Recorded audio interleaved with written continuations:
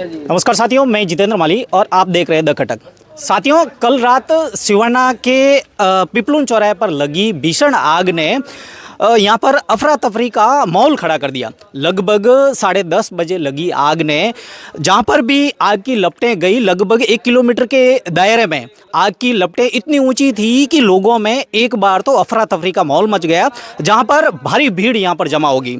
वहीं अगर बात करें तो इस जो खाली पड़े जो भूखंड है, इसके अंदर बने मकान के अंदर जो सीमेंट के खाली कट्टे थे वो जलकर खाक हो गए। आग किस वजह से लगी, उन कारणों का अभी तक पता नहीं चल पाया, लेकिन आग इतनी भीषण थी कि यहाँ पर पड़े लाखों रुपए के कट्टे जलकर खाक हो गए।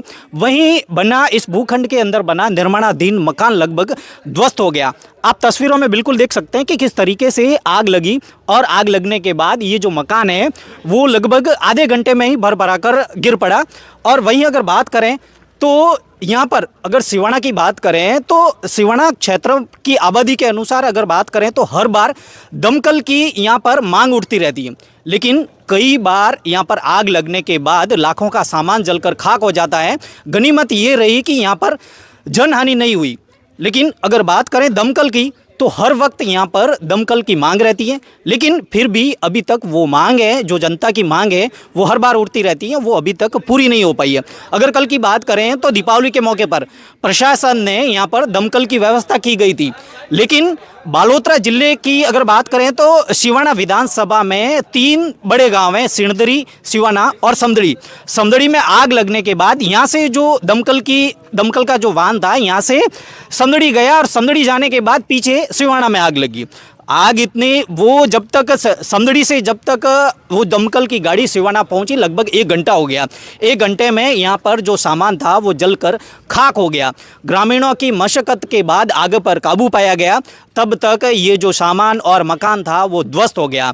अगर बात करें तो हमारे साथ जो भूखंड के जो मालिक हैं, यहाँ पर जो कट्टे रखे हुए थे, उनसे बात करें कि क्या आखिर कितना नुकसान हुआ है, क्या कुछ है, तो आइए इनसे जानकारी लेते हैं। कोई नाम धारो? सेन जी, मारू नाम सेन जी। क्यों गाँव है आप रो? इंद्रोना। इंद्रोना। वो आप रो गड़ोन तो गोदो मारो तो अटे आग लगी, आपने ठाए कणो लगी थी आग अटे? अरे मैंने थाई कोन बाजू वाला फोन आयो लगभग 11-12 बजे आड़ो कोई रात रो। अच्छा, आप इंद्रोना रहो, वो आप रो गड़ोन है? गोदो में थे वो गोदो में 12 बजे फोन आयो, जरा मैंने ठा पड़ियो, जरा मुता आयो, जरा अटे हैंग सब जल गयो ने पानी भी व्यवस्था हुई सा, टैंकर ने लाइटों तो अति ने सब राख वे गयो। मैं कहूँ सब कहवा में कोई मतलब कोई कतरो नुकसान हुआ भैया? मैं नुकसान में तो घाटो ही नहीं है, कोई मैं कम नहीं आवत हो, समझे नहीं, नुकसान में कोई कम नहीं आवत हो। क्यों कि मैं आगा साल कटा पड़िया मार पे, तो अगर साल कम से कम 50 लाख रुपये माल भी कम से कम माल में रिकॉर्ड पड़ी हुई है। हाँ, हैंग हिसाब है, मतलब रोज माल रोज कितना खरीदा है, रोज हैंग खरीदी लगी उड़ी में डेली खरीदी है, कम से कम में 7-8 लाख मतलब गाड़ी माल पड़ी हो तो क्या करो। 60 फुट यूँ है साइज, और 40 फुट की गैप आए 50-60 फुट रो गोदाम है मोटो, वो हैंग पड़ी तो हैंग देखो आप फोटो लो ना सब।